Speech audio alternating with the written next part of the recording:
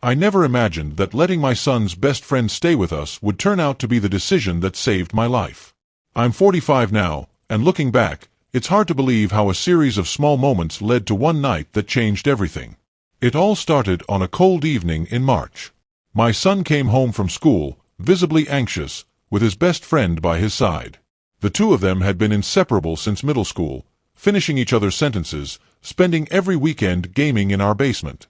After my wife passed away 2 years ago, his friend had practically become part of our family.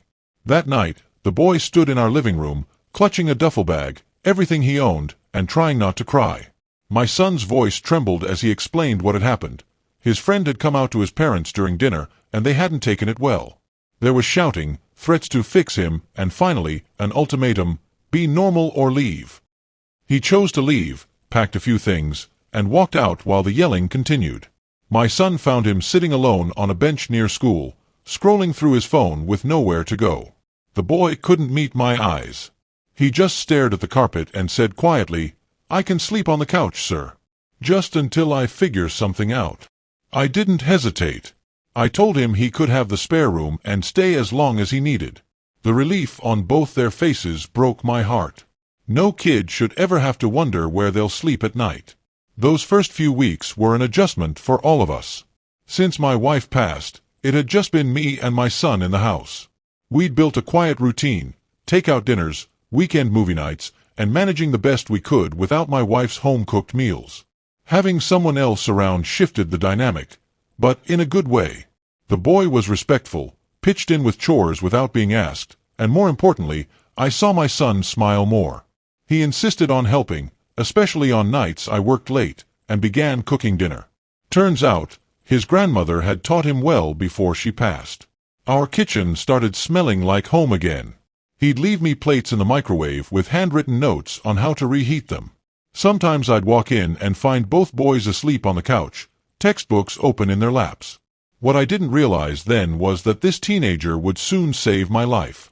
About 6 weeks later, one late night in May, I was working on some urgent bid proposals for my small construction company. I didn't get home until nearly 1 a.m. I was exhausted but feeling good. We just landed a contract that would keep our crews busy through summer. As I parked, a sharp pain gripped my chest. I brushed it off as indigestion from the greasy food I'd eaten. But once inside, the pain worsened, spreading like a weight across my chest. I tried heading to the kitchen for water, but my legs gave out. I collapsed onto the tile floor, gasping for air, my vision beginning to blur. My phone was still in the truck. That's when I heard footsteps. My son's friend had always been a light sleeper. He'd learned to be alert growing up in a tense household. He'd heard me fall and came downstairs. He saw me on the kitchen floor and immediately recognized the signs of a heart attack. With astonishing calm, he called 911, helped me sit up, and grabbed aspirin from the bathroom cabinet. He kept talking to me the whole time, cracking jokes to keep me conscious. "You still owe me a rematch," he said. "And my cooking's not that bad, is it?" He was my lifeline until the paramedics arrived. They told me later that his quick thinking likely prevented permanent damage to my heart. If I'd been alone that night, I might not be here telling this story. The days that followed were a blur. Hospital rooms, medications, and terrified faces. My son barely left my side.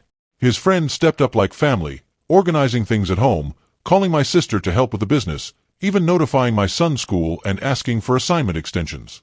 Recovery was tough, but those two made it bearable. They took turns helping me, reminded me to take my meds, and drove me to rehab. My son's friend especially kept a close eye on me, checking my vitals, downloading health apps, and teaching both of us how to monitor everything. Then, about 4 months later, the unexpected happened. His parents showed up. They said they'd had time to reflect and wanted their son to come back home. Word of my heart attack had reached them through mutual friends, and I guess it forced some perspective. They were emotional. His mom had clearly been crying, and his dad seemed softer, older. But the boy didn't want to leave. He told them he forgave them, but needed time. He wanted to see real change, not words motivated by guilt or public opinion. His dad began to raise his voice, but stopped when he saw his son standing tall, unafraid. That moment said everything. Seeing their son, confident, calm, and capable of literally saving a life, seemed to shake something in them. Now, we're working out a new arrangement. He lives with us during the week for school and visits his parents on weekends. They're attending PFLAG meetings now, not because we asked them to, but because they chose to. It's not perfect, but it's progress. Last night, I overheard him and my son cooking together in the kitchen. My son thanked him again for saving my life. His friend replied, "You saved me first." Before that night, I didn't know what a real family felt like. I'm not sharing this for sympathy or praise. I just want people to know, sometimes, the ones you help end up being the ones who save you. My doctor says that if I hadn't gotten help so quickly that night, I might not have survived.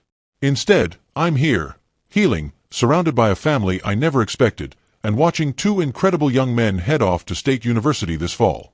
Yes, both of them got in, and they're going together. To the parents out there who are struggling to accept their children, life is too short. You never know when you might need them, or when they'll need you. Don't let pride or prejudice keep you from truly knowing the amazing people your kids are becoming. And to anyone who's afraid or feels alone, it gets better. There are people out there who will love you exactly as you are. Thanks for being here. If this story touched you, consider subscribing to the channel. A like and a share with friends or family would mean a lot. Got thoughts, questions, or stories of your own? Drop them in the comments. I'd love to hear from you. Until next time.